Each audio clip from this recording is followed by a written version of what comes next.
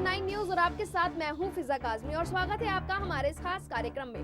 Bulletin की शुरुआत में सबसे पहले बात करेंगे महाराष्ट्र में छिड़े किसान आंदोलन की। बात करेंगे लालू परिवार द्वारा उठाई गई रिहाई को लेकर राष्ट्रपति से मांग की। साथ ही बात बंगाल चुनाव को लेकर छिड़ी सियासी जंग की और जानेंगे कि आखिर तमिलनाडु में रहकर आरएसएस और बीजेपी पर क्यों भड़के पूर्व अध्यक्ष राहुल गांधी। और बुलेटिन के आखिर में बात करेंगे कांग्रेस के दिग्गज नेता दिग्विजय द्वारा लगाए गए शिवराज सरकार पर गंभीर आरोपों की।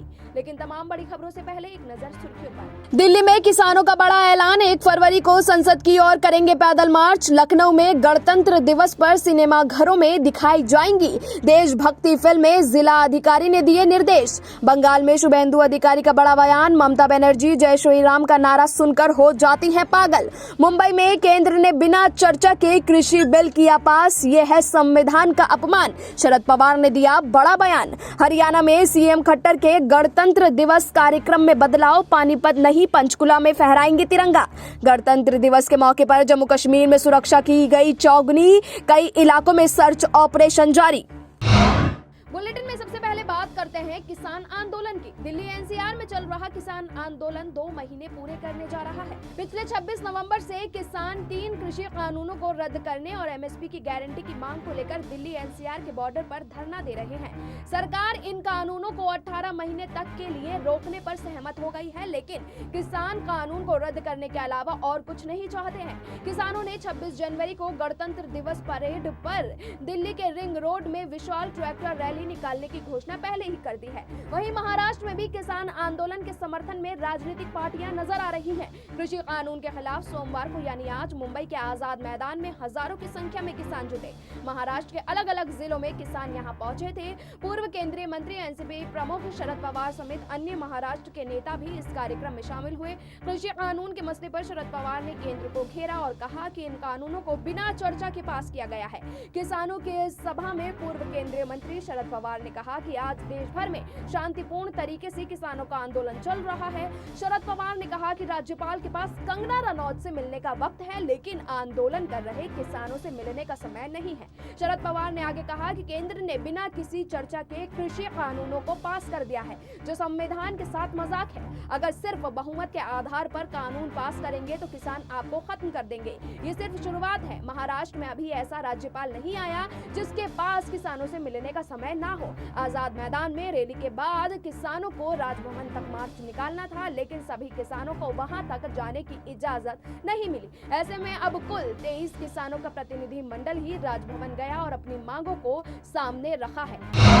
वहीं बुलेटिन में आगे बात करते हैं लालू परिवार की राष्ट्रपति से की गई मांगों की। आरजेडी सुप्रीमो लालू प्रसाद यादव की बेटी ने पिता के लिए मोर्चा खोल दिया है। उन्होंने राष्ट्रपति को खत लिखते हुए पिता की रिहाई की मांग की है। यही नहीं, रिहाई के मुद्दे को आंदोलन बनाने की कवायद भी शुरू कर दी गई है। लालू यादव की बेटी रोहिणी आचार्य ने राष्ट्रपति रामनाथ कोविंद से लालू यादव की रिहाई की मांग की है। इसके लिए रोहिणी ने उन्हें खत लिखा है। रोहिणी ने अपने ट्विटर हैंडल से खत के सिंबल के साथ ट्वीट किया है, देश के महामहिम राष्ट्रपति को एक पत्र, आजादी पत्र गरीबों के भगवान आदरणीय श्री लालू प्रसाद यादव जी के लिए है। इस मुहिम से जुड़े और अपने नेता की आजादी के लिए अपील की है, जिसने हमें ताकत दी। आज वक्त उनकी ताकत बनने का है। हम और आप बड़े साहब की ताकत हैं। रोहिणी ने इस ट्वीट में अपील की कि लालू के चाहने वाले पटना यानी आरजेडी ऑफिस में 3 बजे पहुंचे और रजत सुप्रीमो की रिहाई के लिए अपील करें। रोहिणी के इस ट्वीट को लालू के बड़े बेटे तेज प्रताप यादव ने भी रीट्वीट किया और लिखा कि गरीबों के मसीहा आदरणीय श्री लालू प्रसाद यादव के लिए आजादी पत्र को महामहिम राष्ट्रपति तक पहुंचाएं। वहीं आरजेडी सुप्रीमो लालू यादव की बिगड़ी तबीयत के बाद अब उनकी रिहाई की सियासी मांग उठने लगी है। इसी कड़ी में पटना में बिहार कांग्रेस के अध्यक्ष मदन मोहन झा ने भी सभी नेता लालू यादव के स्वास्थ्य को लेकर चिंतित हैं। ऊपर से लालू पर जेल में रहने का दबाव है और इसीलिए उनकी तबीयत बिगड़ती जा रही है। मदन मोहन झा ने केंद्र सरकार से आग्रह किया कि अगर कोई ऐसा नियम है तो उनके हिसाब से लालू यादव को जेल से रिहा कर देना चाहिए ताकि उनकी जिंदगी बचाई जा सके। लेकिन अब देखना होगा कि लालू यादव की रिहाई होती है या नहीं। फिलहाल बुलेटिन में आगे बढ़ते हैं और बात करते हैं बंगाल चुनाव से पहले राज्य में तेज हुई सियासी हलचल की। पश्चिम बंगाल में नेताओं के बीच जुबानी जंग के बाद नारों की लड़ाई शुरू हो गई है। बंगाल में बीजेपी के जय श्री राम के नारे का जवाब ममता बनर्जी ने भी नारे से ही दिया है। पश्चिम बंगाल के हुबली में आज एक रैली के दौरान ममता बनर्जी ने हरे कृष्ण हरे राम विदा हो बीजेपी वाम का नारा दिया। आपको बता दें कि नेताजी सुभाष चंद्र बोस की जयंती के कार्यक्रम के दौरान ममता बनर्जी जब बोलने के लिए आई तो बीजेपी कार्यकर्ताओं ने जय श्री राम के नारे लगाए। इससे नाराज ममता बनर्जी ने सरकारी कार्यक्रम में अपमान का आरोप लगाते हुए भाषण देने से इनकार कर दिया। मुख्यमंत्री ममता बनर्जी ने रैली के दौरान कहा, अगर आप घर में निमंत्रण करते हैं तो अपमान करेंगे क्या?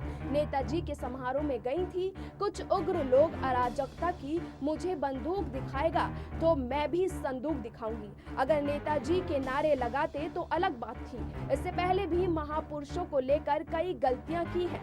मुख्यमंत्री ने टीएमसी छोड़ बीजेपी में जा रहे नेताओं पर भी निशाना साधा।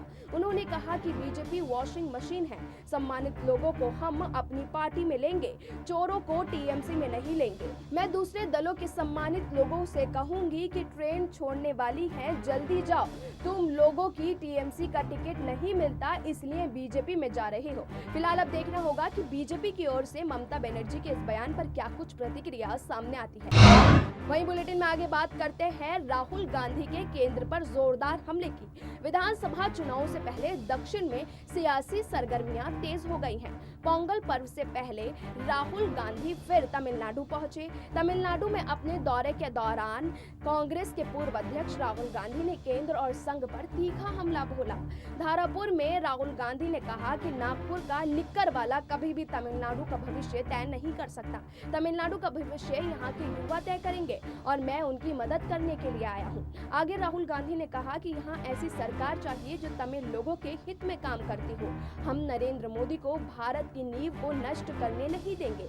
इससे पहले इरोड में अपने संबोधन के दौरान राहुल गांधी ने लोगों से कहा था, मैं यहाँ आपको ये बताने नहीं आया हूँ कि मैं क्या करना है, मैं आपसे अपने मन की बात करने भी नहीं आया हूँ, मैं यहाँ आप लोगों को सुनने आया हूँ, आप लोगों की परेशानियां सुनने आया हूँ और उन परेशानियों का हल निकालने की कोशिश करने के लिए यहाँ आया हूँ। राहुल गांधी ने किसान आंदोलन का समर्थन करते हुए कहा कि किसानों की परेशानियों को सुनने समझने की बजाय मौजूदा सरकार उन्हें आतंकवादी कह रही है। इन ताकतों से हम मिलकर लड़ेंगे। इससे पहले उन्होंने ट्विटर पर मोदी सरकार को महंगाई के मोर्चे पर भी घेरा था। आपको बता दें कि राहुल गांधी 23 जनवरी 2021 को तमिलनाडु पहुंचे हैं। वो 3 दिन के तमिलनाडु दौरे पर हैं। तमिलनाडु में इस साल विधानसभा चुनाव होने हैं। ऐसे में राहुल गांधी पार्टी के प्रचार में जुट गए हैं। शनिवार को उन्होंने हाल ही में एक दौरा किया और फिर लगातार राहुल गांधी केंद्र की मोदी सरकार पर हमलावर हैं। और बुलेटिन के आखिर में बात करते हैं दिग्विजय सिंह के बीजेपी और शिवराज सरकार पर लगाए गंभीर आरोप की। कांग्रेस के वरिष्ठ नेता दिग्विजय सिंह ने मध्य प्रदेश की शिवराज सरकार पर जोरदार हमला बोला है। उन्होंने कहा कि शिवराज सिंह चौहान मुख्यमंत्री रहने के लायक है ही नहीं। कमलनाथ जी ने माफियों के खिलाफ कार्रवाई करने का काम किया था, लेकिन शिवराज ऐसे लोगों के खिलाफ काम नहीं कर रहे हैं। कांग्रेस के वरिष्ठ नेता दिग्विजय सिंह ने मध्य प्रदेश की शिवराज सरकार पर जोरदार हमला बोला। उन्होंने कहा कि शिवराज सिंह चौहान मुख्यमंत्री रहने के लायक नहीं है। कमलनाथ जी ने माफियों के खिलाफ कार्रवाई करने का काम किया, लेकिन सीएम शिवराज ऐसे लोगों के खिलाफ काम बिल्कुल भी नहीं कर रहे हैं। दिग्विजय सिंह ने कहा कि शिवराज सिंह चौहान चुन चुनकर कांग्रेस के लोगों को परेशान करने में लगे हुए हैं। पूर्व मुख्यमंत्री दिग्विजय सिंह ने जबलपुर में पत्रकारों से बातचीत के दौरान कहा कि भारत के संविधान में कहा गया है, मुख्यमंत्री किसी को जमीन में जिंदा गाड़ने का अधिकार नहीं रखता। शिवराज सिंह चौहान गैर कानूनी बात करते नजर आ रहे हैं। दिग्विजय सिंह ने आगे कहा कि मध्य प्रदेश के सीएम शिवराज सिंह चौहान कांग्रेसियों और गरीबों को चुन चुन कर बदला ले रहे हैं और कार्रवाई कर रहे हैं। उन्हें परेशान किया जा रहा है। बीजेपी से जुड़े लोग शासकीय भूमि पर आवासीय कॉलोनी बनाने का काम कर रहे हैं और उन पर कार्रवाई क्यों नहीं कर रही है शिवराज सरकार। फिलहाल इस बुलेटिन में इतना ही, लेकिन देश और दुनिया की तमाम बाकी खबरों के लिए आप जुड़े रहिए SPN 9 न्यूज के साथ।